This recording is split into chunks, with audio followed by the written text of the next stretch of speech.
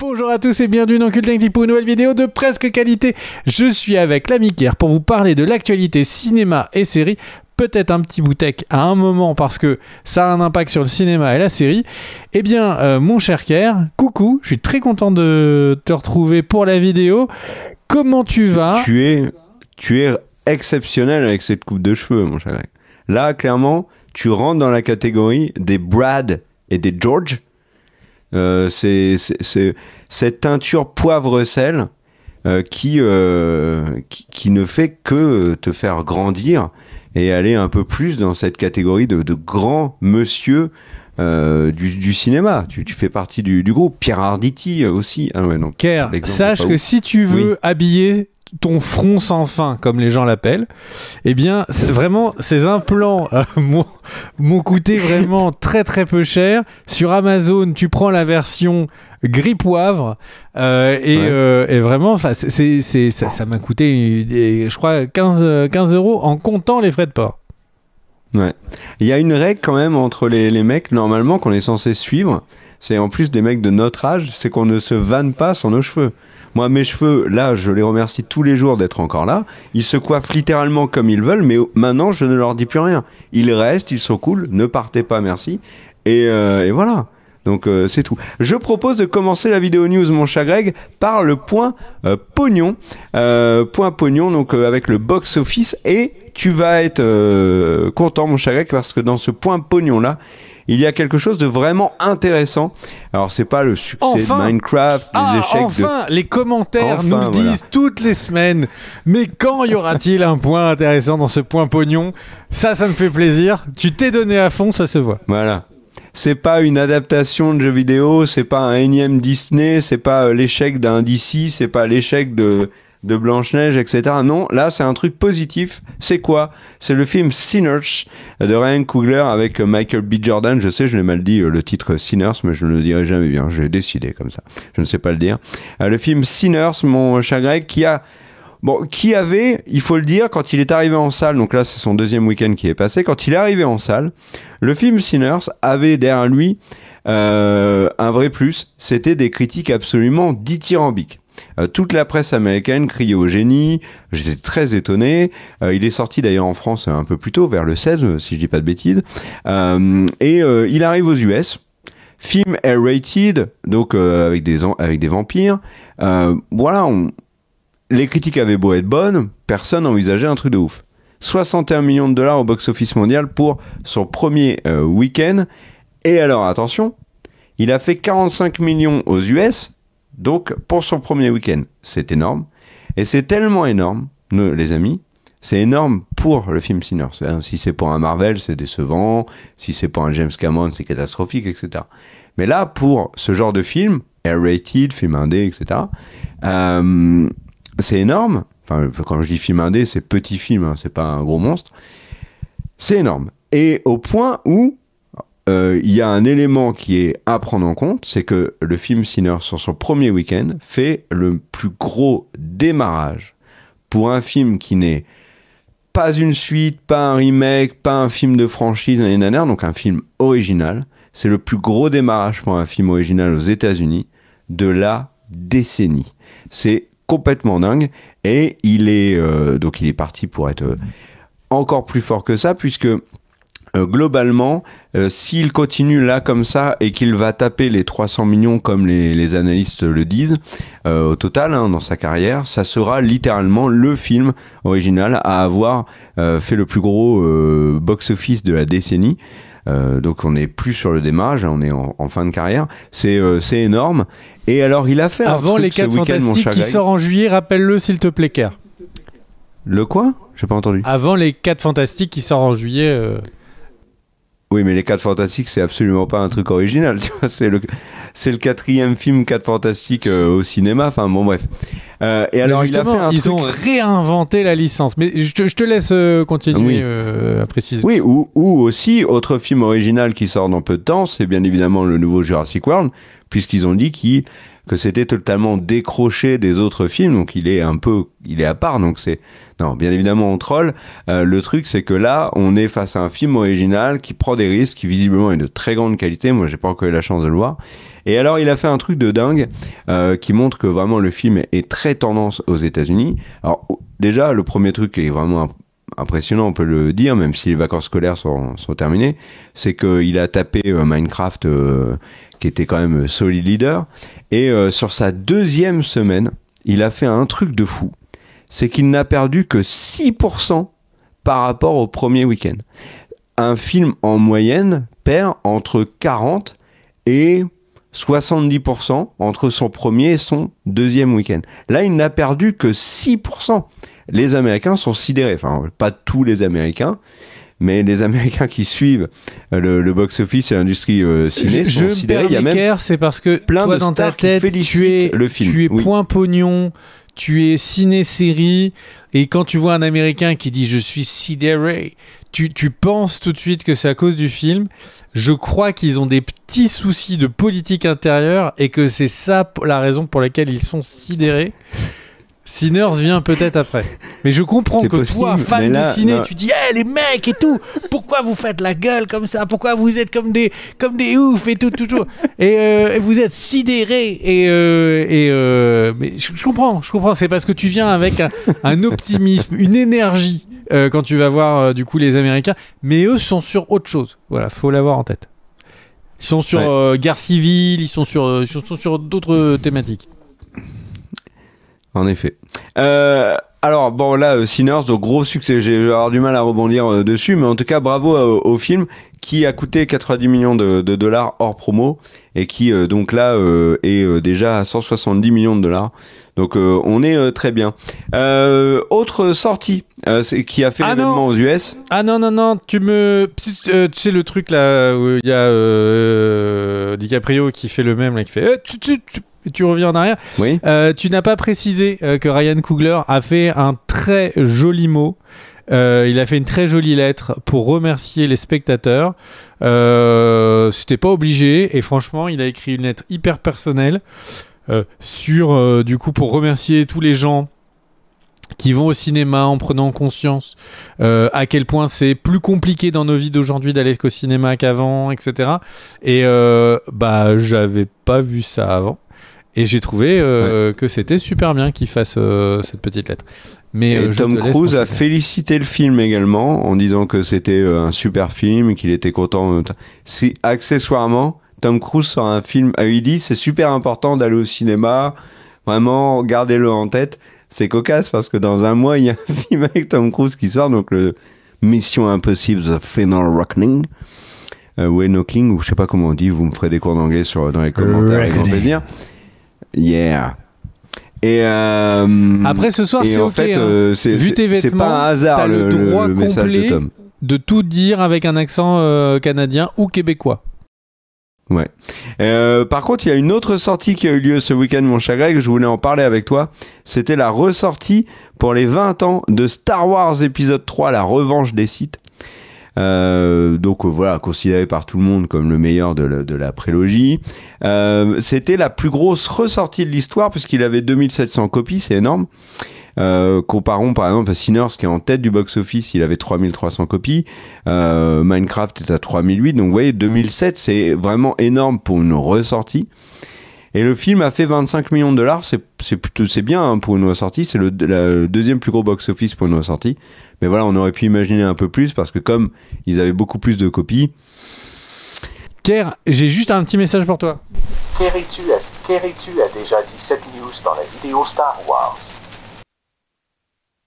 C'est une version québécoise d'un speech générateur qui dit Kerr, tu as déjà dit cette news dans la vidéo Star Wars. Donc, si vous voulez avoir la vraie info complète, sans filtre, ou Kerr à un moment craque peut-être ses vêtements, je sais plus si c'était dans celle-là, eh bien c'est dans la vidéo Star Wars où on fait un condensé des news. Il y a eu beaucoup de choses autour de Star Wars et de la Star Wars Celebration, et puis en même temps on fait la critique de Andor, les 3 premiers épisodes.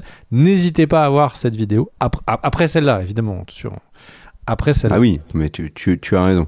Je continue avec le box-office, mon cher Greg, pour vous dire qu'il y a une nouvelle adaptation de jeu vidéo qui vient de sortir, c'est Until Dawn, décidément, et que ça marche beaucoup moins bien que la précédente adaptation de jeu vidéo, qui a été un carton, qui était Minecraft. Until Dawn a de très mauvaises critiques. Minecraft, moi je l'ai vu, j'ai trouvé ça absolument catastrophique, et pourtant j'aime énormément le jeu Minecraft. Mais Minecraft est un carton puisqu'il a dépassé les 800 millions de dollars et qu'il devrait tranquillement terminer sa carrière au-delà du milliard. On va tenir notre premier milliardaire. Le problème, c'est qu'à peu près tous les films sortis cette année méritaient davantage d'être milliardaires que Minecraft. Mais bon, c'est comme ça, c'est le jeu du box-office. Voilà, mon cher Greg, pour le point pognon, je te laisse faire ta première news. J'espère qu'elle sera aussi bonne que ce point pognon qui était, ma foi, fabuleux. Non, mon cher Kerr, est-ce que... Non, je ne te presse pas pour me donner la parole. Tu as dit que tu avais un point intéressant dans ton point pognon. Je te laisse le faire. C'était Sinner, c'est le fait qu'un film original marche. Ah, ok, voilà. Ok. Très bien. Alors, les gens vont commencer à se dire, mais pourquoi ce gars là nous parle de Highlanders toutes les semaines? Là, les gens peuvent se commencer à se poser cette question. Mais il y a littéralement une news Highlanders cette semaine. Ce n'est pas ma faute. Donc Henry Cavill, qui est casté donc dans ce remake reboot, c'est de ce dont on va parler, de Highlanders. Eh bien, sachez que c'était Lionsgate qui avait les droits de cette nouvelle adaptation et ils ont été récupérés par Amazon MGM Studios et du coup, alors il y a encore un petit peu de négociations financières, mais visiblement le deal est assuré. Le film reste en salle, parce que c'était une des grosses questions qui s'est posée, c'est est-ce que le film irait sur Amazon Prime Video, et le truc c'est qu'il y a Chad Stahelski qui est le réalisateur depuis 2016, il reste sur le projet, et l'équipe de Amazon a dit qu'il prévoyait un univers étendu qui serait supervisé par Stahelski. Donc en fait, ces fameux... Alors accessoirement, j'ai découvert entre les deux vidéos news qu'il y avait 5 films, moi qui croyais qu'il n'y en avait que 3. Et donc du coup, décidément, nous n'arrêterons pas d'être numéro 1 sur les news Highlander, parce que je suppose que beaucoup sont intéressés par cette licence qui n'en finit jamais, que c'est le principe de l'Immortal Highlander. Kerr, avant de te donner la parole, je voulais te dire que Avengers Doomsday, les frères Russo, ont annoncé que le tournage commençait pour Avengers Doomsday. Techniquement, il a commencé hier. Au moment où on record. Donc voilà, accessoirement, ils ont encore fait une photo d'une chaise. Ouais. Du coup, j'ai l'impression que la chaise est un univers très central dans toute cette communication d'Avengers Doomsday. On rappelle qu'ils avaient teasé tous les noms des acteurs montrant toutes les chaises. Là, ils annoncent le début du tournage avec une chaise. On est chaud. On est chaud sur le mobilier Ikea, visiblement, du côté de Marvel. Mais toi aussi, je suis très étonné. Toi, dans cette vidéo, tu es très dans le mobilier, puisque là, tu me parles de chaises. Tout à l'heure, tu as dit que tu allais parler d'actu ciné-série et un peu de tech. Donc les meubles en tech, je ne sais pas ce qu'ils viennent faire dans cette vidéo, mais je suis très étonné que toi aussi, tu aies cette passion pour le meuble à bas prix. Et bien là, voilà. On va jouer à un jeu tous ensemble. Si cette vanne est toujours dans la vidéo montée sur YouTube, vous saurez que peut-être ou peut-être pas Daniel a été compatissante ou elle est très drôle cette blague. Ou n'a pas monté ou découpé cette partie. Mon cher Kerr, tu voulais alors je sais pas si on va le faire si on peut le faire comme ça, mais passer de 10 secondes dans le futur. Si je vais faire un micro-spoil d'un comics autour d'Avengers Doomsday. Donc je vais garder la main comme ça avec le doigt levé et le temps que je vais faire le spoil de ce comics. attention. Eh bien, en fait, il y a un comics où, du coup, il y a Doomsday, donc Victor Von Doom, et Tony Stark échangent leur corps, et leur esprit va dans un corps, dans un autre corps. Et du coup, on a une version de Victor Von Doom qui, en fait, est Tony Stark en réalité en dessous, et qui fait donc un Von Doom, mais très gentil. Je commence à me demander si ça pourrait pas être ça, la variation qu'on verra. Bon, voilà. Alors, tu as levé le doigt, donc tu peux parler, vas-y. Tu as levé le doigt, tu peux parler. Vas-y. Eh bien, je voulais te demander si tu pouvais prendre la parole. Tout à fait. Alors, je vais vous parler du point pigeon de la semaine. Et alors là, mon cher Greg, ça mérite un bon gros pigeon, un bon gros jingle de Roucoulade. Vas-y. Ah, parfait. Netflix, pour la 267e fois, a donc augmenté ses tarifs. Alors, j'exagère sur le nombre d'augmentations de tarifs, mais c'est incontestablement la hausse des tarifs de Netflix qui fait le plus mal. Puisque c'est l'augmentation des tarifs. Si on la compte à chaque pays où ils ont augmenté les tarifs, on est largement au-dessus des 267 fois. Sauf que là, c'est, comme je disais, l'augmentation la plus brutale. Et en plus, c'est une augmentation qui ne concerne que la France, avec une augmentation, alors j'ai plus les montants exacts, mais j'ai pas envie de toute façon de faire la pub pour les abonnements de Netflix, mais en gros ça a pris 2 € par exemple sur l'offre avec pub, 2 € sur l'offre premium, c'est à dire que la premium là elle est à 22 € par mois. C'est énorme, et il y a une augmentation du prix de Netflix qui a augmenté de 67% depuis son arrivée en France. Et là, vraiment très très grosse augmentation. Elle a fait crier beaucoup de gens, moi y compris. Alors, pour ceux qui ont comme nous Netflix avec Canal, Canal ne va pas répercuter l'augmentation apparemment sur l'offre avec pub et l'offre standard. Par contre, c'est la règle depuis toujours sur Canal concernant l'offre premium de Netflix. Ils adaptent l'augmentation du prix.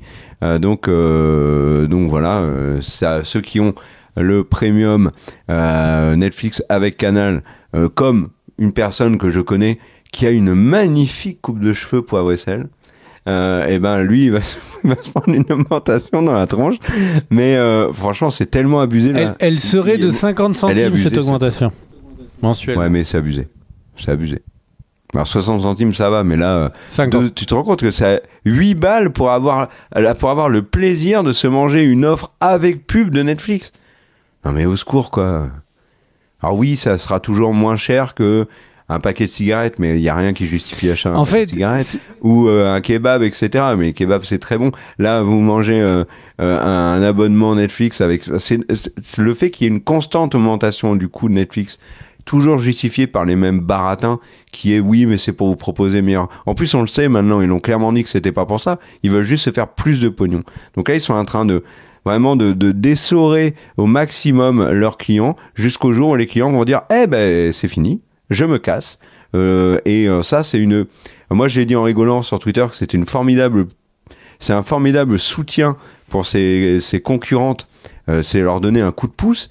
Mais il y a eu des tonnes de commentaires qui disent mais là en fait ils incitent vraiment les gens, et c'est pas du tout ce que nous on vous incite à faire, mais là les gens se retournent vers le piratage, et c'est vraiment dommage d'avoir une solution clé en main qui était les plateformes, et que là ils partent constamment dans des augmentations de tarifs, Netflix en tête. C'est littéralement aujourd'hui, alors Canal est à part parce que Canal propose autre chose, la télé, le contenu ciné et tout, donc Canal est beaucoup plus cher, mais là dans les plateformes on va dire classiques avec Disney+, Prime et tout, mais Prime aussi est à part, vous allez me dire il y en a beaucoup à part, mais là Netflix c'est la plus chère en fait, et c'est vraiment devenu problématique. Voilà. Surtout que moi, à titre personnel, Netflix, c'est littéralement la plateforme que je possède, que je regarde le moins en 2025. Par contre, j'ai vu Ravage avec Tom Hardy de Gareth Evans qui est sorti là ce week-end. Regardez-le. Il y a quelques scènes dans ce film qui sont extrêmement bien fichues, et notamment la scène d'intro de course-poursuite avec un camion. Ça envoie du lourd. Voilà, tu veux réagir à cette augmentation de tarifs, mon cher Greg ? Oui, en fait, c'est que une augmentation parmi tant d'autres, puisque là, le but de tous ces gérants de la tech, puisque là, en fait, le monde du cinéma fait comme les géants de la tech, c'est d'arriver avec un produit gratuit ou pas cher, et puis dès qu'ils ont le marché, à force d'investissement, le but est de commencer à le loquer en montant les prix dès qu'ils ont la position dominante. Netflix a la position dominante, ils augmentent les prix. Enfin, franchement, prenons Google. Oui, mais il y a une secondes. sacrée concurrence quand même. Hein. Les abonnements pro Google, le stockage était illimité. Puis il est passé à 5 Tera, puis ils ont commencé à augmenter, ça fait la 3e augmentation. C'est exactement les mêmes logiques pour les deux. Et du coup, si on regarde ce que fait Google, Netflix va faire la même. Donc attendez-vous à ce que ça continue de monter. La question, c'est à quel moment il y aura le point de rupture, à quel moment il va y avoir des désabonnements. C'est ça, et c'est uniquement ça qui dira stop en fait, très concrètement, et du coup ils produiront moins et ils se caleront sur un modèle pour être rentable à 25, 30, 40 euros, je sais pas où est-ce qu'ils s'arrêteront. Et j'ai entendu un truc qui n'a aucun rapport avec le cinéma et les séries il y a pas longtemps, mais que je trouve assez parlant, c'est le train. Alors vous allez me dire, mais où est-ce qu'il part avec son chouchou? Donc en fait le train, en France, le prix du train est beaucoup augmenté ces dernières années, suite à plein de raisons.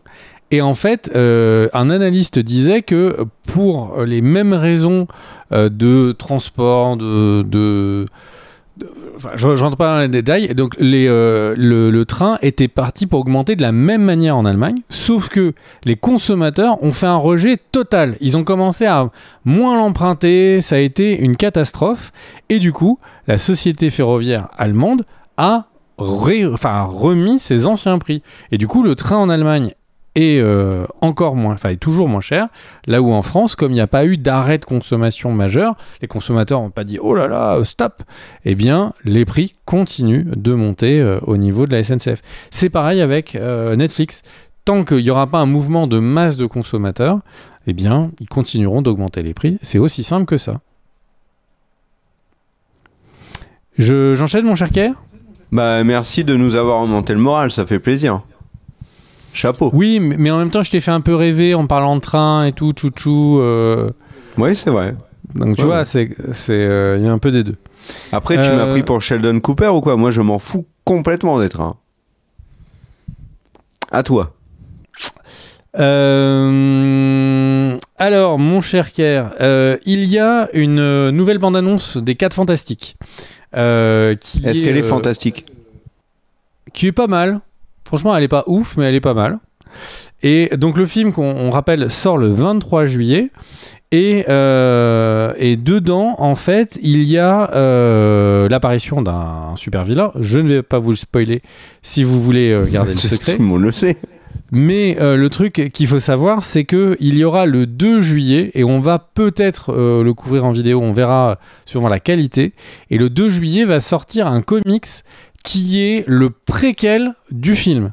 Donc ça a été tenté à quelques reprises, des comics de complément, mais là cette fois-ci c'est vraiment le préquel de comment ils ont eu leur pouvoir, comment ils sont devenus copains. Donc vous savez ce truc où Kevin Feige avait dit on n'aura plus de films qui sont des films où les super-héros vont ce sera la formation du super-héros, on découvrira ses pouvoirs, etc. On est passé à autre chose. Eh bien en fait cette partie-là de la découverte de leurs pouvoirs, etc. sera dans un comics le 2 juillet. Voilà. S'il est de qualité, on vous en reparlera à ce moment-là. Et on veut pas vous spoil, comme voilà, dans le respect de ce que tu as fait là, mais le comics s'appelle Iron Man is not dead. Voilà.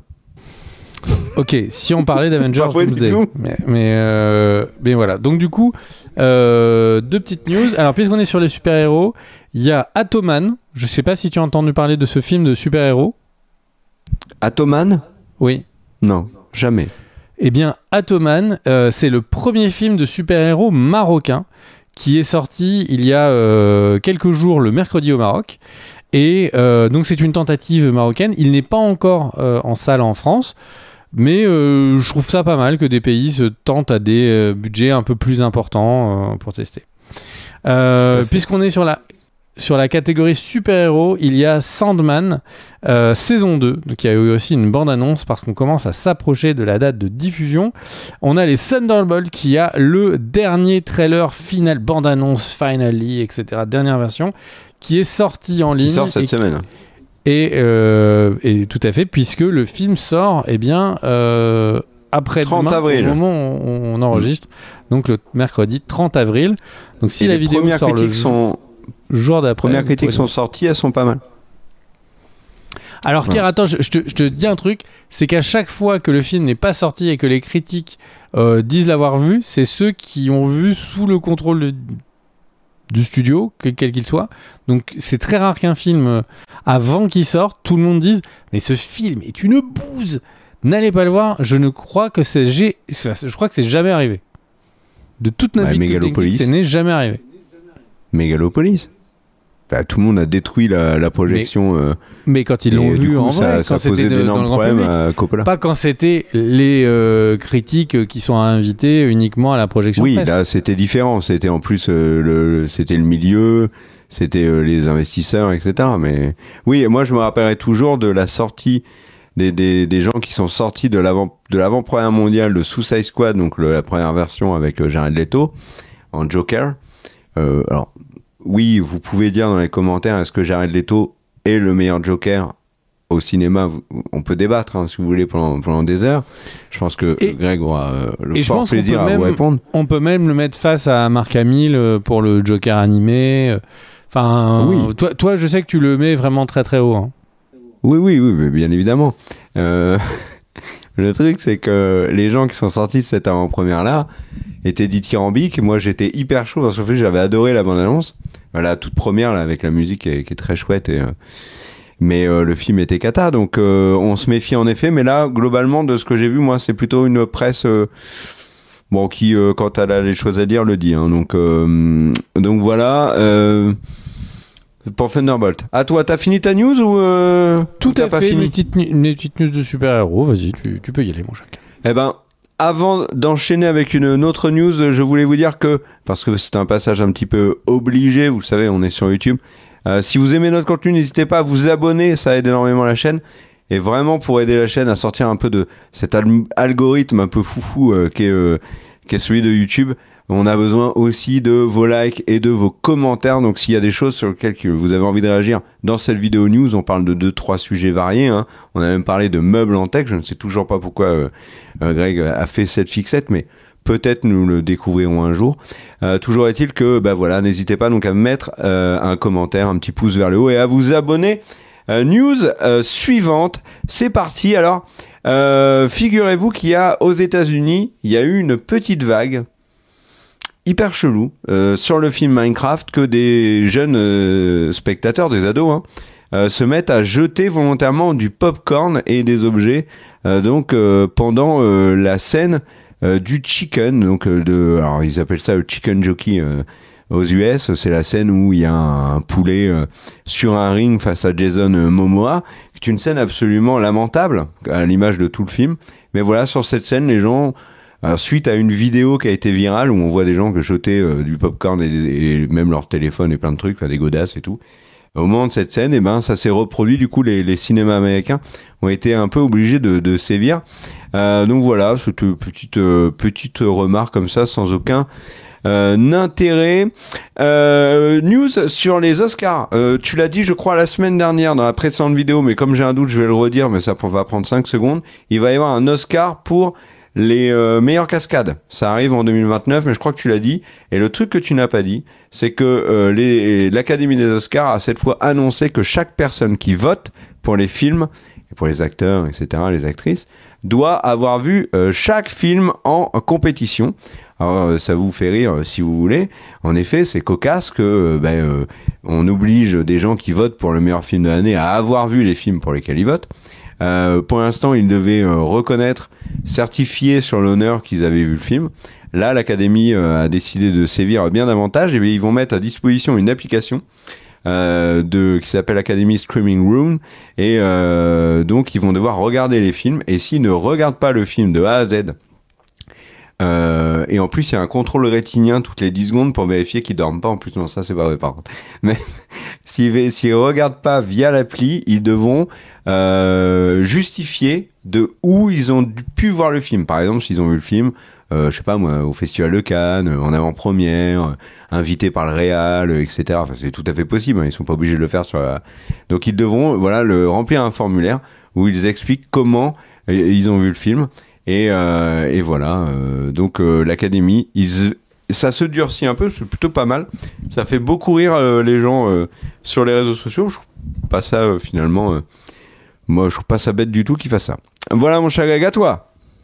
Eh bien mon cher gars, alors j'enchaîne une petite news et j'enchaîne plusieurs news. Déjà la première pour ceux qui sont sur Canal+, après le HDR, eh bien maintenant il y aura le Dolby Vision et il y a plusieurs films qui sont pas tous les films, certains films. Il y aura Dune, deuxième partie, Twister, Beetlejuice, Trap, To the Moon, Paris Has Fallen, Furiosa et Bad Boys, Ride or Die, qui sont dispo en Dolby Vision. Si vous avez envie de regarder ces films, et que vous avez Canal, je vous encourage de le regarder comme ça, pour que ça pousse Canal à continuer à essayer d'intégrer un catalogue avec la meilleure manière de diffuser les films. C'est sur l'abonnement le plus cher, hein, par contre. Hein. Là, tout ce qui est 4K et Dolby Vision, c'est l'abonnement le plus cher de Canal. Ils ont augmenté les tarifs pour ça. Et du coup, eh bien, une petite news. Donc, la semaine dernière, il y a 2 semaines, je disais que James Cameron, eh bien, avait annoncé qu'il allait participer à un consortium parce que pour lui, l'avenir du cinéma, c'était de réduire le budget et que l'IA allait permettre de descendre le budget de 50%. Et que c'est ça qui permettrait d'avoir un cinéma plus rentable. La réponse de Ted Sarandos, qui est un petit peu populo, il dit « Mais nous, l'IA, c'est pour que le film soit 10% mieux, pas pour faire de l'économie d'argent. » Ted Sarandos, qui en ce moment nous sort que des perles. Il a fait une interview dans laquelle il a expliqué qu'il sauvait l'industrie du cinéma à Hollywood. Donc là, que en fait James Cameron, que lui en fait il veut faire mieux. Il nous a expliqué que jamais de la vie il quitterait Netflix pour gérer Disney. Donc en même temps, je suis pas sûr que ça ait été demandé, mais parce qu'il a l'impression que c'est plus porteur d'être chez Netflix que chez Disney. Il y a beaucoup de rumeurs, il y avait beaucoup de rumeurs là-dessus. Hein. C'est pour ça qu'il a répondu. Donc écoutez, un petit Ted Sarandos assez coquin. J'enchaînerai juste pour dire on l'a précisé déjà dans cette vidéo, on a une grande vidéo news dédiée Star Wars qui est sortie il y a pas longtemps. Si vous l'avez pas vu, je vous invite à le faire. On fait le récap de tous les films et séries qui sont annoncés, confirmés. Et dedans, il y a des petites news qui sont passées un petit peu après. Une des news qui est passée après, c'est notamment la news sur les prochains mangas qui sont dévoilés. Et en fait, on se rend compte que Disney continue de vouloir avoir une programmation manga, livre jeunesse et livre adulte assez fournie. Et visiblement, il va y avoir un focus. Alors, les audiobooks viennent de sortir sur des nouvelles, sur les suites des aventures du général Throne. Et là, le prochain manga, enfin les futurs mangas, c'est également sur Throne, qui va être Jedi Fallen Order et Path of the Lightsaber seront les futurs mangas. Voilà. Et je précise que également Kathleen Kennedy a dit qu'elle serait extrêmement transparente avec les fans de Star Wars sur la situation de Lucasfilm. Je ne sais pas ce que ça veut dire, mais écoute, elle sera transparente. Je te laisse la news suivante, mon cher Kerr, à moins que tu veuilles réagir.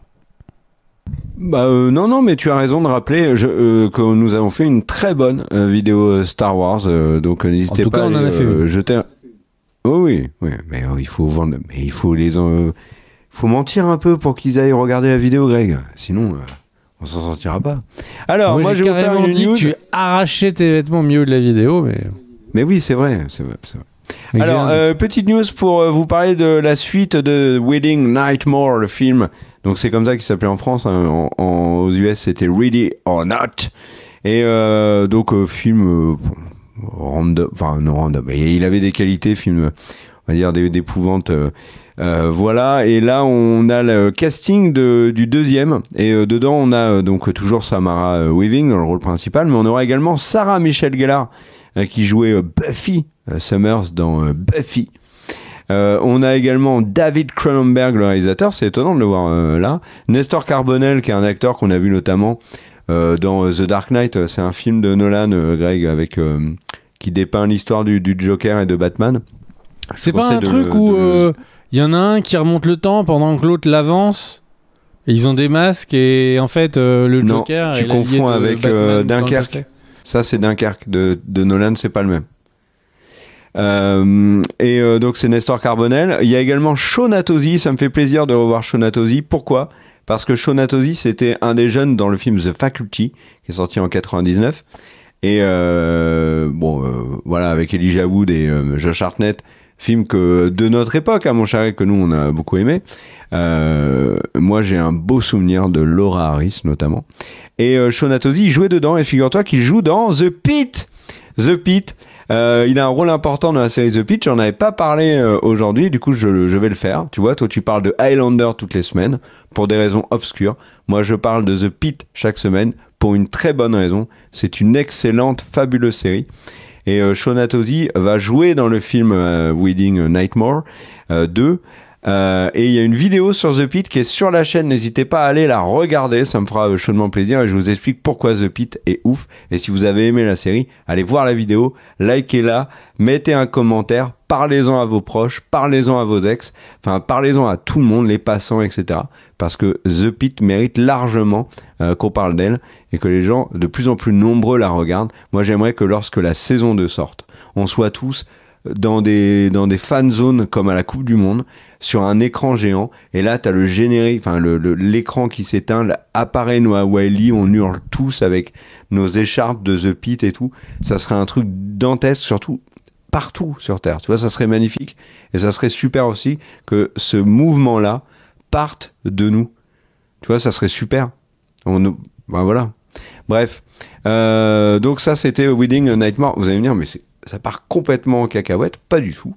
Qu'est-ce que je peux vous rajouter d'autre ? Petite autre news, mon cher Greg, pour te dire que Nathalie Portman va jouer dans la nouvelle comédie de Lena Dunham, la réalisatrice et créatrice de la série Girls, qui s'appelle Good Sex, sur donc Nathalie Portman qui va tomber amoureuse d'un hipster à Brooklyn.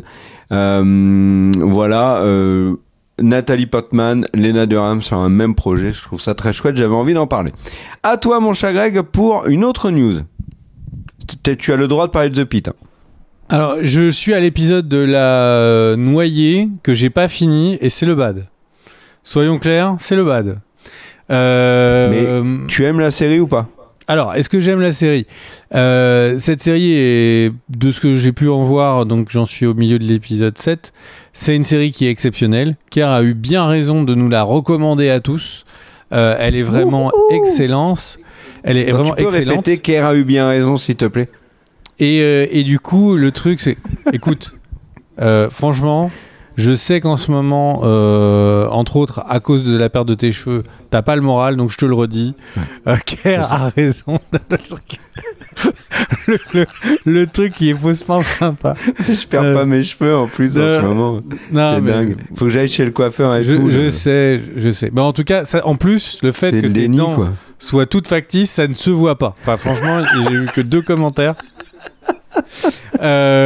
Donc Kerr avait raison, vraiment The Pitt c'est excellent, regardez-le, c'est très bien. Par contre, quand vous le regardez, c'est une série coup de poing, c'est une série où il y a des moments, c'est vraiment le bad. Mais c'est bien équilibré, je trouve. Très très bien écrit, mais franchement, il y a des fins d'épisodes, c'est vraiment la dépression. Et donc, mais c'est très très bien fait. Ça c'est sûr. Et puis après, il y a ce truc où vous avez l'impression que le drame n'est pas loin à chaque croisement de rue quand vous regardez une série sur les urgences. Je vais faire cette news, je vais la faire vite. Je veux la faire parce que je la trouve dingue, mais ça n'a en vrai aucun rapport avec le cinéma-série. Mais je voulais juste vous dire cette news qui est quand même énorme. C'est la news sur les meubles en tech ou pas ? Donc, il y a maintenant, vous pouvez donc acheter un téléphone, vous pouvez acheter une télé, vous pouvez acheter Oui. C'est pas nouveau, hein. bien des choses. Mais aujourd'hui, Oui. il y a une chose nouvelle Ils ont inventé la monnaie. que le grand public peut acheter, c'est un satellite militaire personnel. Le Blackstar 1000 est maintenant en vente pour le grand public au prix de 5,5 millions de dollars. Et dans les avantages qui sont notés, c'est un accès à Internet quand vous voulez, à votre intranet, à votre NAS pour regarder les vidéos qui sont dessus ou que sais-je. C'est un lancement de fusée qui est via SpaceX, donc il faut accepter ça. Il y a un support technique 24/24 et 7 jours sur 7 par l'équipe des ingénieurs si jamais vous perdez la connexion avec votre satellite personnel. Je trouve ça complètement absurde. Ou fou, ou génial, ou je ne sais pas. Mais je ne pensais pas voir de mon vivant, qui pourtant a été très long, comme Kerr a beaucoup insisté sur le sujet. J'ai pas dit que t'es... Attends. J'ai dit que tu es... Là, tu arrives dans la seconde moitié de ta vie d'homme, où on est poivre et sel, dans le dernier quart, le sex appeal. Tu arrives dans le dernier quart de ta vie d'homme. Mais non, pas du tout. Mais c'est... Attends. George Clooney a commencé à être George Clooney quand il est devenu ce que Greg est en train de devenir en Greg. Attends, maintenant je vais juste essayer de ramener cette news sur tu t'achètes un satellite, il n'y a pas de problème, avec le ciné-série. En fait, il y a un vide juridique dans le droit spatial. Donc la question serait, les données qui sont dans l'espace, les problèmes de droit, les problèmes... On est dans l'espace, littéralement. Donc en fait, il y a un vrai vide juridique de ce que j'ai compris. Par contre, il y a un vide juridique où il pense qu'il pourrait y avoir des jurisprudences très rapides. C'est sur le problème potentiel de la responsabilité de la personne qui est propriétaire du satellite par rapport au risque de collision et de débris si celui-ci tombait. Voilà. Je trouve ça fou. Voilà. Ça n'a aucun rapport, j'en suis bien désolé. Mais c'est tout ce que je voulais vous dire. Donc, Kerr vous a trop longuement parlé, je m'en excuse pour vraiment toute l'équipe Culting Geek qui est composée de Kerr et de moi. On est tous à s'excuser pour la news qu'il vous a fait tout à l'heure sur Ryan Coogler et Sinners. Mais du coup, pendant les interviews, Ryan Coogler a dit que donc il est en charge, pour rappel, de développer un reboot de X-Files, ce que j'avais complètement oublié, accessoirement. Et il dit que, donc là, ça y est, maintenant que Sinners est sorti, il est activement en train de travailler dessus, et que il a pour but que les épisodes soient extrêmement horrifiques, en fait, qu'ils fassent extrêmement peur. Alors déjà, bon, moi, il y avait certains épisodes de X-Files, franchement, j'étais pas fier.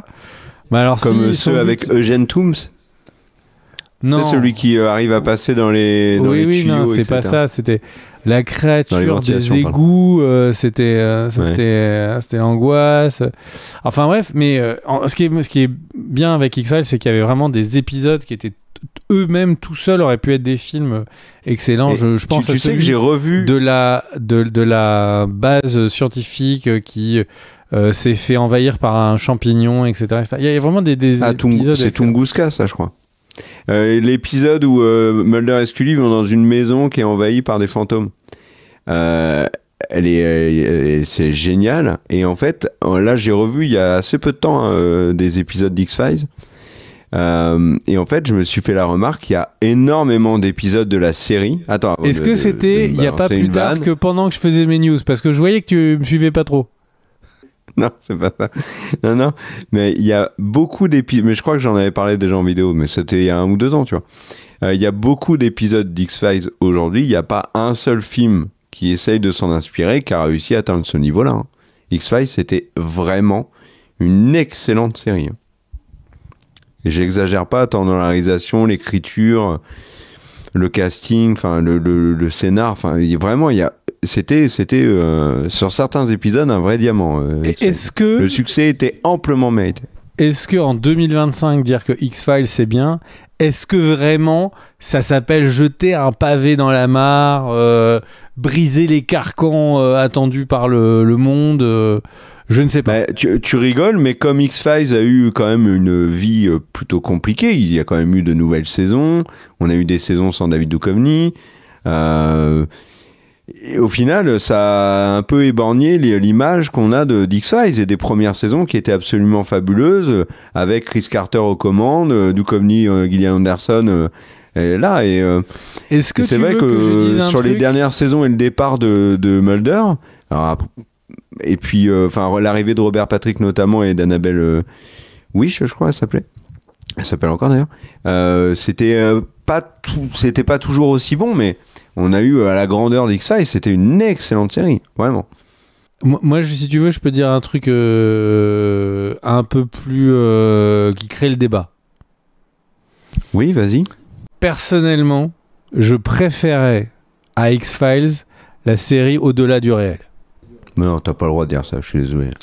Je savais que j'allais briser Internet. Non, mais série de l'époque, c'est comme si tu me disais il fallait que je sorte, la vérité devait sortir. Buffy ou Charmed? Buffy quand même, non? Je préfère Au-delà du réel. Non, t'as pas le droit de dire ça. Non. Excuse-toi tout de suite. Non, mais là... on ne peut pas s'excuser pour ses émotions personnelles, car ce n'est pas sale. En tout cas, je te laisse enchaîner, suite à ce choc que tu as vécu, je te laisse enchaîner par une news. Alors, je cherche. Ah, il y a une remarque faite par l'actrice Maya Hawke qui joue Robin dans Stranger Things, la fille de Ethan Hawke et de Uma Thurman. Et elle a dit qu'en fait, à Hollywood, il y avait beaucoup de producteurs au moment du choix, au moment de la constitution. Ça, c'est bien du vu. casting, qui regardaient... Oui, c'était pas là toute ma news, en fait. Oui, elle est arrivée, elle a dit en interview, elle a dit... Quand même, vachement de producteurs à Holovide. Non, ça se dit Hollywood. Oh, pardon. Bref. Donc, Maya Hawke disait qu'il y avait énormément de producteurs au moment de la constitution d'un casting qui regardaient combien avaient d'abonnés sur les réseaux sociaux les acteurs qui étaient présents au moment du casting. Et elle a dit que voilà, il fallait et que c'était important pour les jeunes stars d'avoir un Instagram, par exemple, très puissant, avec beaucoup d'abonnés et beaucoup d'interactions. Et que ça jouait pour eux afin d'obtenir des rôles. Bah, c'est très logique. Voilà. C'est très logique. Puisque oui, en fait, Hollywood elle a rien dit de dingue. toujours eu une logique de dire qu'ils prenaient des acteurs qui leur assuraient un succès en salle, de prendre des acteurs qui, avant même d'avoir tourné, ramèneront du public, c'est extrêmement logique. Par contre, on peut faire la remarque de dire oui, mais est-ce que c'est des bons acteurs ?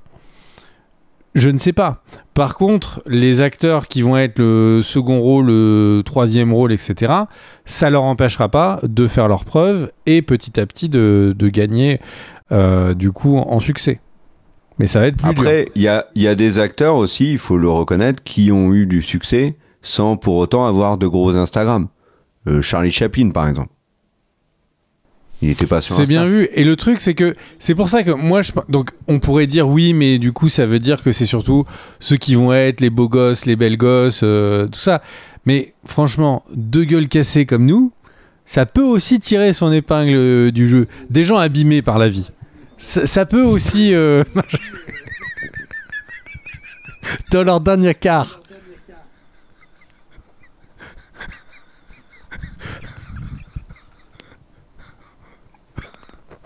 Ok. Comment est-ce que je rebondis là-dessus alors moi je vais enchaîner avec une news sur Sydney Sweeney. Alors, on vous l'avait dit il y a quelque temps, l'actrice d'Euphoria notamment ou de Madame Web, ou elle a joué dans d'autres trucs bien évidemment, Tout Sauf Toi notamment qui a été un gros succès. Elle avait créé sa boîte de prod pour un peu encadrer sa carrière. Alors son meilleur rôle en dehors d'Euphoria, je ne l'ai pas cité mais je vais le faire. Elle jouait Reality Winner dans le film Reality qui est sorti il y a 2 ans. Elle était excellente dans ce film. Sydney Sweeney, elle a vraiment, c'est vraiment une des plus grosses stars actuellement de jeunes stars à Hollywood, et elle est très demandée, et là donc elle a créé sa boîte de prod et elle enchaîne du coup les signatures intéressantes, en tout cas pour sa carrière et son compte en banque, et peut-être pour nous, on verra. Elle va jouer dans un film adaptation pour Legendary de Gundam en live action, donc voilà, et franchement, pas mal, en cosplay de robot, ça peut être sympa, quoi. Oui, et figure-toi qu'elle a également signé pour le rôle principal de l'adaptation du jeu vidéo qui vient de sortir, Split Fiction, qui est sorti là il y a 1 ou 2 mois. Le nouveau jeu de ceux qui ont fait It Takes Two. Donc elle va jouer dans Split Fiction, pas de date de sortie pour l'instant, on la retrouvera dans le rôle de Cassie Howard dans la saison 3 d'Euphoria, qui sera la dernière. Et que j'attends énormément. Voilà mon cher Greg, à toi. Est-ce que Euphoria, parce que là t'as un maillot de basket, est-ce que Euphoria c'est pas un peu OKC ? C'est-à-dire que c'est une équipe qui réunit plein de jeunes avec plein de talents et qui va peut-être pas tenir parce qu'ils vont tous demander des salaires trop importants d'ici 1 ou 2 saisons. Bah, en fait, c'est un peu la même histoire, puisqu'en fait ils ont eu énormément de mal à faire revenir tout le monde sur la saison 3, mais ils sont tous revenus. À l'exception de Barbie Ferrer, d'ailleurs, qui est partie. J'enchaîne. Alors, il y a une news assez importante sur le Washington Post qui a signé avec OpenAI un partenariat de contenu.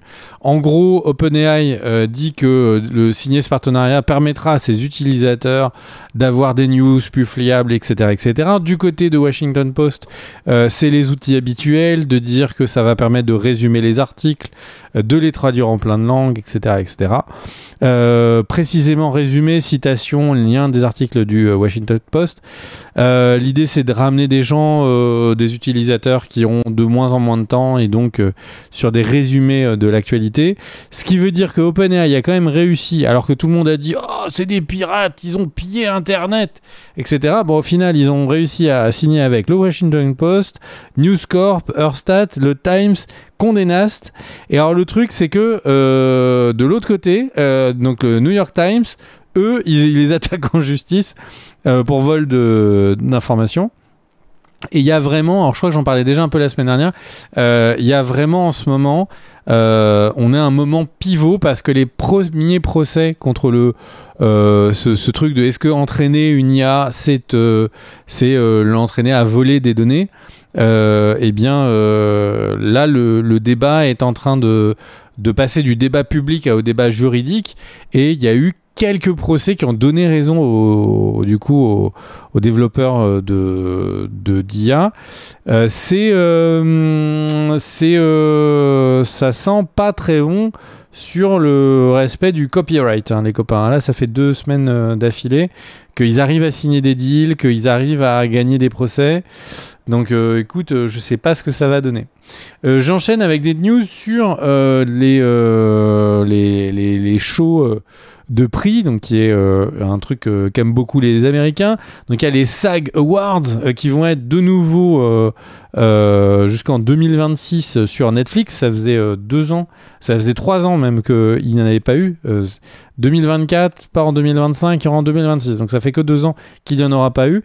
Et ce sont les 32e SAG Awards qui apparaissent sur Netflix. Netflix qui est toujours dans cette politique d'acheter de plus en plus de contenu en live pour amener les gens sur Netflix. Ce soir, vous n'avez pas le choix, vous voulez regarder le roast de machin, les awards de trucs. Et puisqu'on parle des roasts, il y a eu, enfin des awards, il y a eu une cérémonie de remise des prix qui s'appelle les Scientist Breakthrough, je crois, qui est donc un prix qui est remis donc aux États-Unis. C'est une cérémonie, ils remettent des prix sur les plus grands scientifiques qui ont fait les plus breakthrough, donc les grandes avancées dans l'année, donc est présent tous les patrons des GAFAM, etc., etc. Et Seth Rogen était du coup invité pour remettre un prix, et dedans il a fait un petit hors-script. Il a dit que du coup c'est incroyable comment avec seulement 320 millions de dollars RFK Jr. avait réussi à commencer à détruire la science aux États-Unis. Donc, il faisait évidemment référence à la fuite des cerveaux qui a démarré aux États-Unis suite au définancement de beaucoup de recherches fondamentales. Il y a beaucoup de cerveaux qui visiblement sont partis aux États-Unis. Ouais. Alors la question, c'est qu'eux disent que c'est beaucoup après que Trump a commencé à définancer que du coup les cerveaux partent. Petite anecdote, les cerveaux, il y a la Chine enverrait des gens pour faire des propositions d'embauche sur les campus qui sont définancés. Donc ça, c'est quand même la blague internationale pour le coup. Et ils font quoi du reste du corps? Ok. Et ça, c'est la blague régionale. Parce qu'on est peut-être même sur du départemental. Et du coup, donc pourquoi j'en parle? Et ben donc cette vanne qui est passée pendant le live a été coupée. Et de nouveau, Seth Rogen est un peu sous l'œil un peu accusateur des GAFAM. Et cette vanne-là que je viens de vous lire, vous ne pourrez pas trouver l'extrait. Au moment où on a enregistré, la vidéo avait été retirée de partout sur internet et je trouve ça fou complètement. Même sur le dark web? T'as checké sur le dark web? Alors je crois que le dark web, tu te dis comme si c'était un endroit où on écoutait de la musique emo, c'est un peu un autre délire. C'est pas c'est pas un endroit où on écoute Tokyo Hotel. Non, c'est pas non, pas du tout. Et du coup le truc, c'est qu'il y avait Edward Norton qui est à côté de lui, qui fait une tête genre wow, qu'est-ce que tu dis mon pote, et donc c'est assez marrant. Mais du coup encore effectivement Seth Rogen qui continue de c'est pas la première fois que dans une cérémonie de prix il part off script, mais là visiblement pour que tout internet soit cleané au moment où on fait la vidéo, j'avais pas vu même comment ça il s'appelle l'humoriste exceptionnel qui était auteur de la première version de The Office? Eh ben c'est Ricky Gervais. Même Ricky Gervais qui avait attaqué les GAFAM en les traitant de créateurs d'ateliers de la sueur s'était fait couper, mais beaucoup moins que ça. Donc écoute, visiblement la liberté d'expression est importante pour tout le monde. C'est à toi, mon cher K. Eh ben moi, je vais vous partager deux petites images que Daniel va vous mettre à l'écran. C'est une image nous montrant... Sympa tes vacances. Alors, je me demande si c'est pas la première image de Lois et Clark dans le nouveau Superman, Rachel Brosnahan et David Corsersworth. Bon, on a le temps encore pour apprendre son nom à celui-là. Donc la version Wish de Henry Cavill qui va donc jouer le nouveau Superman. Donc voilà, ils se regardent. Alors visiblement, on peut constater que derrière eux, il y a des choses qui sont tombées. Il y a les passants qui passent, voilà, tout a l'air bien, ils se regardent, ils sont amoureux. C'est magnifique. Et il y a une autre image qui a été dévoilée quasiment au même moment qui est une image des 4 Fantastiques où on voit Reed Richards et Sue Richards se regarder dans les yeux. Pedro Pascal et Vanessa Kirby dans leur costume de cosmonautes. Donc voilà, j'avais envie de vous partager un petit peu d'amour des couples qui se regardent comme ça. Et je pense que ce moment photo doit plaire énormément à ceux qui nous écoutent sur Spotify, et on les salue d'ailleurs, tous ceux qui nous écoutent en faisant leur jogging, ceux qui également nous écoutent en prenant leur douche ou tout simplement en s'endormant le soir. Et donc là, potentiellement, mon cher Greg, il y a réellement des gens qui sont en train de dormir. Donc ne les embêtons pas trop, et je te propose d'enchaîner avec ta prochaine news. Ça, c'est le bruit de bouche. La mer se balade. Tu fais ça trop bien. Ça, c'est du plastique qui se frotte.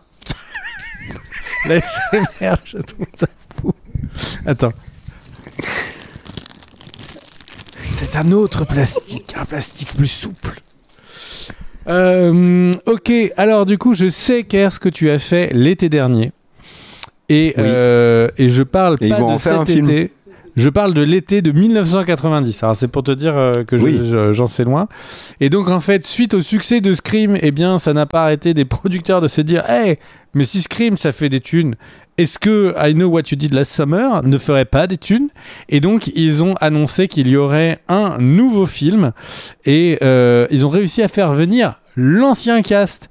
Et donc pour ceux qui se demandent qu'est-ce qu'elle devient, il y aura Jennifer Love Hewitt qui va revenir. Mais pour ceux qui se demandent... Attention, non Greg, important. Je suis désolé, la dernière fois j'ai fait la même vanne que toi sur Jennifer Love Hewitt. J'ai dit qu'elle sortait de sa retraite pour faire Souviens-toi l'été dernier. Et il y a des gens qui sont venus me taper dessus dans les commentaires pour me dire qu'elle avait continué de faire des séries. Alors veux-tu en voilà, elle a notamment joué dans Ghost Whisperer. C'est vrai, j'ai même pas envie de les vanner. Ils ont raison, elle a continué sa carrière en été mauvaise langue. Cette blague-là ne marche qu'avec Neve Campbell pour Scream. Pour Scream et Neve Campbell, c'est vrai, ils la sortent uniquement pour faire des Screams. Mais Jennifer Love Hewitt, elle a continué. Par contre, celui que tu vas citer, oui, il sort lui aussi. Ça fait quelques décennies, siècles qu'on ne l'a pas vu. C'est la contre-vanne, parce que Freddie Prinze Jr., vous croyez qu'il ne fait rien. Et en fait, c'est lui le Jedi dans Star Wars Rebelle. Donc, il a plusieurs saisons sous la ceinture. C'est fini depuis des années, Star Wars Rebelle. Et bah pas tant que ça. Et le truc, c'est que on imagine en plus que dans Ahsoka, s'il y a des flashbacks, ça pourrait être lui qui revient, ce qui serait assez marrant.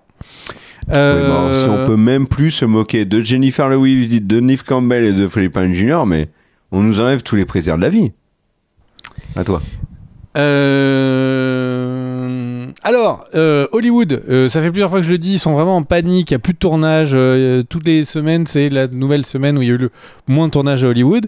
Et alors, ils ont trouvé un argument. Et alors quoi? Ils ont dit que délocaliser les tournages en dehors d'Hollywood, ce n'était pas bon pour l'environnement. Et ils ont raison.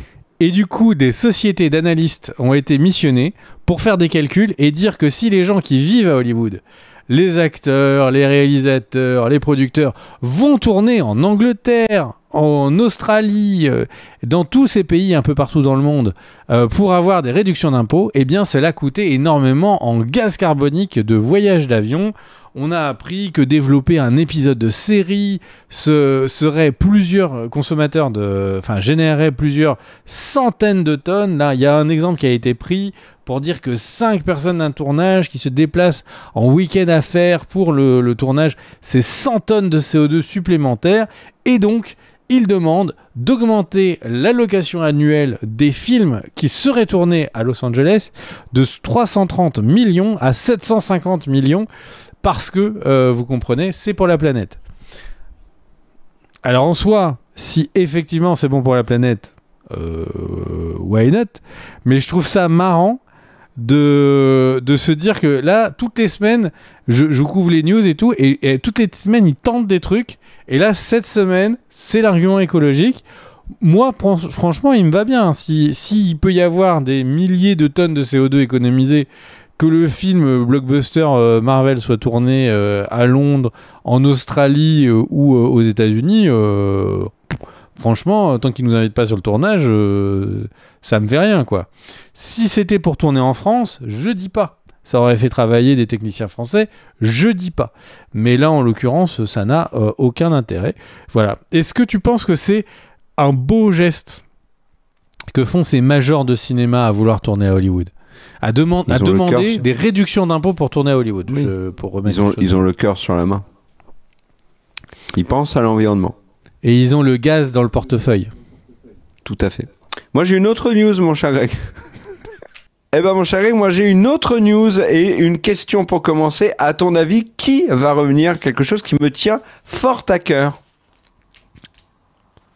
Ah, j'ai cru que t'allais dire Neve Campbell. Non, c'est pas Neve Campbell. C'est Pacific Rim.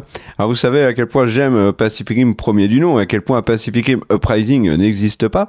Et figurez-vous qu'il y a une nouvelle annonce. Gypsy, t'es content? Bah oui, il est content, mon Gypsy. Écoute-toi, mon gypsy. Oui. Bref, c'est quoi l'info? Eh ben, c'est qu'il va y avoir une série préquelle à Pacific Rim.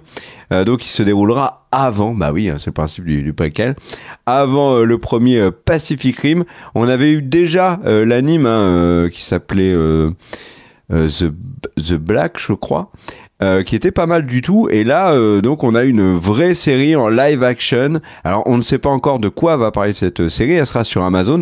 Moi j'espère que c'est le moment où les kaijus vont arriver et il va y avoir l'arrivée des premiers Jaeger. Donc voilà, et ça serait très cool. Alors, en même temps, s'ils font vraiment une préquelle où c'est avant, tu sais, l'arrivée des kaijus et en fait il se passe rien, ça serait cocasse. Ça serait un peu une série Disney Marvel où on s'ennuierait ferme, on comprendrait pas trop où ils y vont, ce qu'ils nous racontent. Ça serait vraiment génial. Le tout coupé toutes les 10 minutes par une page de pub insupportable. Mais là, logiquement, ça devrait être différent. Daredevil donc vous voilà. est présenté par Pampers. Non mais c'est le truc, tu sais, tu regardes ta série tranquillou et là tu vois Daredevil proposé par les lubrifiants. quoi. Mais non, mais Daredevil était toujours proposé par Warzone. C'était toujours Warzone, moi j'en pouvais plus. Moi je suis un joueur du dimanche de Call of Duty Black Ops, notamment le dernier là. Mais je n'y ai pas touché depuis un moment, et là je peux te dire qu'avec le truc de Warzone, je suis pas prêt là. Tu voulais pas parler de Pacific Rim, je crois. C'était plus ça ou y moins est, je l'ai fait. Et là, okay. Mais tu n'as pas écouté. Et donc, et tu devrais parce que. Je la supprime même parce que j'avais la news. Et figure-toi, mon cher Greg, qu'ils ouvrent la porte aussi à potentiellement d'autres films. En fait, ça serait bien de faire un petit peu comme si Pacific Rim Uprising n'avait jamais existé et de faire une suite directe de Pacific Rim. Voilà, et on oublie un peu tout ça, et voilà, et on reprend Charlie Hunnam, bien évidemment, et Rinko Kikuchi, et puis c'est parti. Je le posais à un endroit où il va pas gêner. Voilà. C'est bon à toi, mon cher. Merci Jean-Michel, à toi. Du coup, eh bien, alors on en fait plein de petites. Max va se mettre aussi à facturer les Max partages de Verstappen. compte. On n'y est pas. Donc ils vont se mettre à, comme sur Netflix, comme sur Disney+, vous pourrez ajouter des gens pour leur partager votre compte et ce sera payant. Alors est-ce quoi? Quelqu'un dit cheval de Troie? Je ne sais pas de quoi vous parlez. Les cascadeurs, suite à mon avis au film avec Ryan Gosling, eh bien les cascadeurs vont enfin avoir leur catégorie aux Oscars, et ça je trouve ça très stylé. On l'a déjà dit 3 fois. mais c'est 3 fois, c'est triplement stylé. Jennifer Lopez, donc non pas Jennifer Love Hewitt, mais Jennifer Lopez. Ou Jennifer de la Starac, c'est pas la même. Et du coup, c'est associé avec Robert Zemeckis pour faire le film Le dernier Madame Parrish, le dernier Madame Parrish, qui donc sera un film avec Robert Zemeckis en réalisateur, Andrea Berloff et John Gatins en scénariste, et c'est adapté d'un bouquin. Je trouve ça très cool. Je sais pas pourquoi je l'ai ok. Mais c'est ok pour nous. Donc, je trouve ça très cool de continuer à voir Robert Zemeckis nous faire des films. C'est un de mes réalisateurs préférés. Je sais qu'il est plutôt dans une mauvaise passe. Ses meilleurs films sont plutôt derrière lui et lointainement derrière lui que ces dernières années. Mais ça n'empêche que c'est un des meilleurs réalisateurs encore vivants. Et j'aime bien leur donner la chance. Après, Kerr me fera remarquer que la dernière fois que j'ai dit ça, c'était pour Coppola et Metropolis.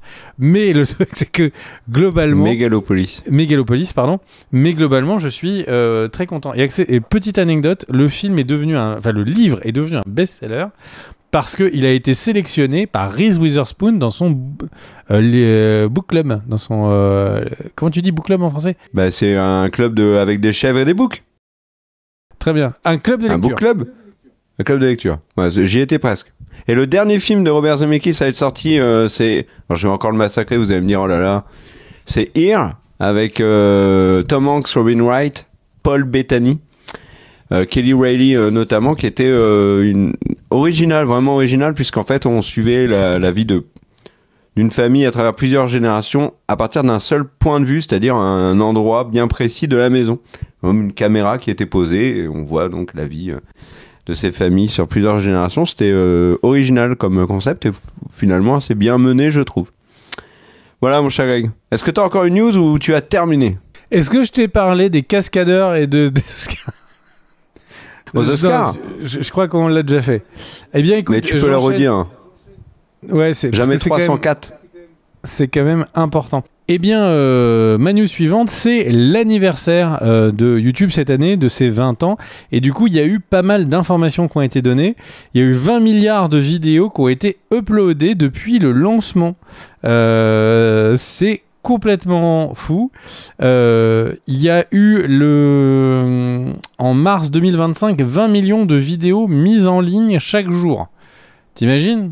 On est responsable pour un deuxième de millionième de la plateforme. On pèse dans le game. Et alors, parce que vous, ça vous fait marrer, mais les commentaires... Mais pas nous. Et là, on va parler de vous. Il y a 100 millions de commentaires postés quotidiennement en moyenne, ce qui est complètement fou. Et alors, par contre, la dernière news, je pense qu'elle est pas aussi cool que ce que YouTube veut nous dire. Je peux te dire qu'on les voit pas, les 100 millions sur... dans les commentaires sur la vidéo Daredevil. Vous pouvez la regarder sur la chaîne. Eh bien, YouTube est maintenant plus regardé aux États-Unis sur la télé que sur téléphone. Et alors, on peut croire que c'est plutôt une bonne news parce qu'il y a plus d'annonceurs financiers et ça veut dire qu'ils vont gagner plus de brousouf. Par contre, ça montre à quel point la consommation de vidéos sur téléphone est en train de basculer majoritairement sur TikTok. Mais j'ai envie de dire, YouTube... eux, ils sont à l'endroit où il y a des revenus financiers. Je pense qu'ils vont pas s'en plaindre. Et puisqu'on parle de revenus de brousouf, ils ont annoncé 8,9 milliards de revenus publicitaires juste sur le premier trimestre YouTube. Donc en fait, eux, ils sont plutôt tranquillous niveau revenus. Je pense qu'ils sont en train d'atteindre la majorité financière assez rapidement. Voilà. Et pourquoi je dis ça ? C'est parce qu'il y a des rumeurs de plus en plus insistantes de découper Alphabet, donc de découper Google. Et donc, pourquoi pas découper YouTube de Google. Mais... Ils vont le découper en lettres. C'est une idée comme ça que je leur donne. On peut découper l'alphabet en lettres. On pourrait commencer par le A, on pourrait enchaîner, je sais pas moi, par le B. Cette blague est beaucoup trop longue. Et ben voilà les amis, et du coup c'est le moment de se dire au revoir. Merci à tous d'avoir regardé cette vidéo. On le redit, hein, c'est le jeu avec YouTube. N'hésitez pas, si vous aimez la chaîne, déjà à vous abonner. Ensuite le petit pouce vers le haut, le petit commentaire pour le référencement et surtout pour dire des trucs intéressants, ça, parce qu'en plus on les lit, on réagit. Donc voilà, merci aux tipeurs sans qui on ne pourrait rien faire sans vous. Voilà, vous nous aidez énormément. Donc voilà, le Tipeee de Cult & Click, c'est Cult & Click sur Tipeee. Voilà. Et on se retrouve très vite pour de nouvelles aventures. Sachez que sur la chaîne, si vous aimez les animes, il y a une vidéo sur Lazarus, un anime qu'il faut voir. Si vous aimez les séries, on en a déjà parlé dans cette vidéo, mais il y a la vidéo sur The Pit. On a également la critique de Daredevil, Born Again, la saison 1. On a The Last of Us, le suivi hebdo. On a également une vidéo news sur Star Wars. On a une vidéo aussi sur le début d'année 2025 de Disney. Plein de vidéos récentes pour vous. Donc on espère que vous appréciez et que vous allez aller les regarder. À très vite sur Cult & Click.